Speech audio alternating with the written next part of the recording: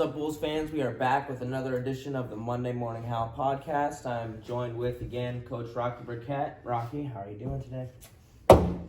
Living the dream, Landen. We just got done with morning practice. Don't have classes today, so we bumped practice up a little bit earlier. So, yeah, it's good. It was good work today. For sure.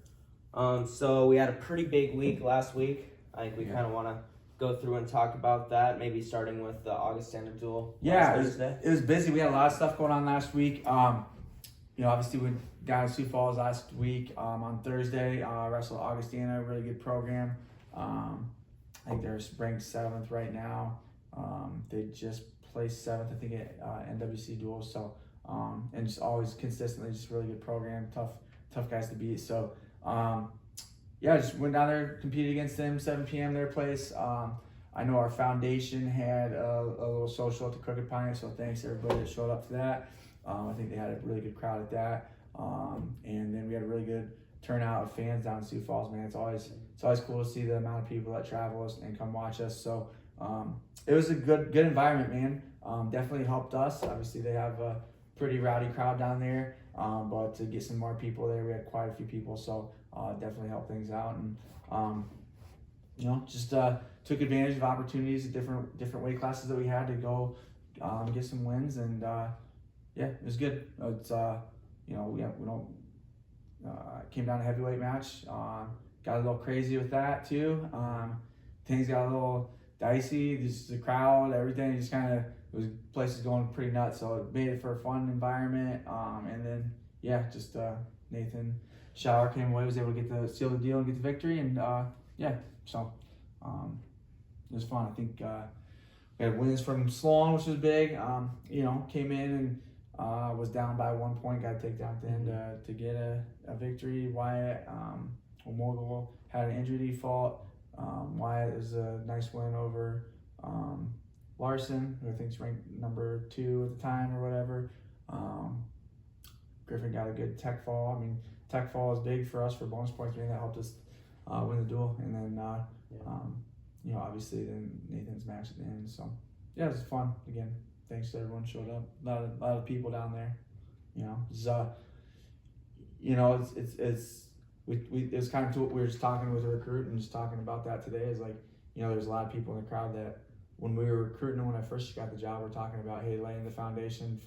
You may not be able to, or for where the program's going to go, you may not be able to reap all the benefits, but you guys are going to help set the stage for our program to have success in the future. And a lot of those guys that didn't get to maybe see some of that team success or anything, they were in the stand, so it's kind of cool to see that. Good win for us and our team, and obviously it doesn't get any easier, so we just got to get ready to roll and move on to the next one. So good results ended up coming out 20-18 over Augustana, and then turned around, took a big group up to the Worthington Open. A little bit of a long trip, but a good group of guys up there. And tell me a little bit about that tournament on Saturday. Yeah, it was a lot of driving, right? We drove down to Sioux Falls and back on Thursday. We got home late, practiced Friday, and then drove pretty much down to Sioux Falls again, just east of there in Worthington. And we took 15 guys down there. So that's a good opportunity. We haven't gone to that tournament as like taking a group of guys down there. It's usually just our red shirts, but we took 10 backups and non-starters down there, and then the 5 red shirts. So I'll just kind of read through. I think Tegan and Raiden, Tegan Black, Raiden Zins, they both placed 5th and 6th unattached at 133, so they had a good day. Karsten Motak wrestled unattached at 141, got 3rd place finish. He's been having a really good season. Cole Holian got a 5th place finish. And Travis Smith, he had a really good weekend. He wrestled well, ended up making the finals and lost to Tough Kid in the finals. Tyler Voorhees finished in 8th, and then Ryan Hirschkorn got 3rd place finish. So we had Travis's runner-up, and then we had a couple 3rd place finishes with Ryan and Karsten, and then Inviax placed 7th at heavyweight. So overall I think we had 9 placers out of those 15 guys that went. So good to see those guys get on the mat. It was some of those guys haven't been on the mat since Dragon Open. You know. Yeah, I missed one in there too.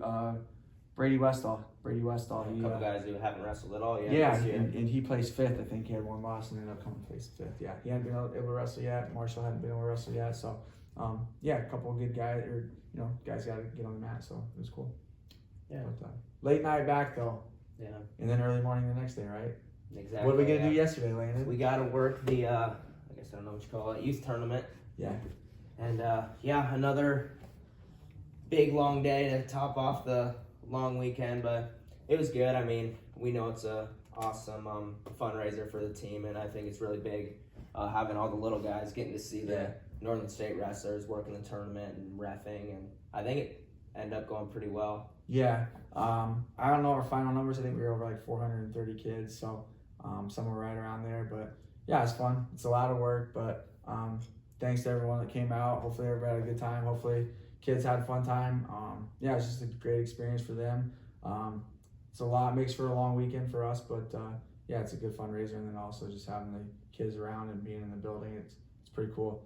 It's I'm old enough now to where I can remember guys on our team that were at this tournament that were wrestling at it, so it's it's kind of a cool experience for them, and then they end up coming to school here and wrestling on the big mat under the spotlight. Yeah, this is cool.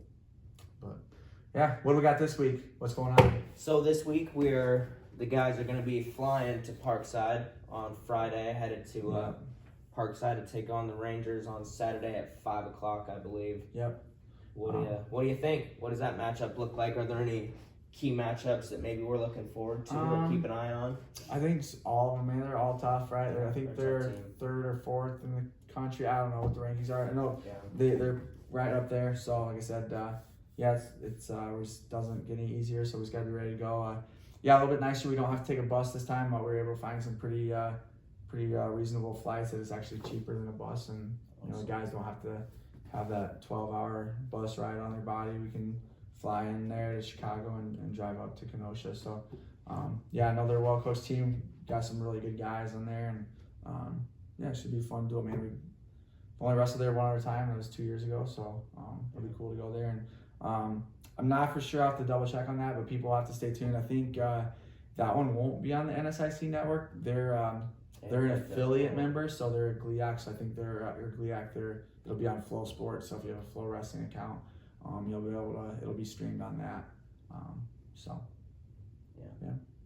Well, awesome. I guess the only other thing is following week got a couple more duels and just keep on rolling forward. So maybe we'll talk more about that next week. But thank you, Rocky, and as always, go Wolves. Go Wolves, right?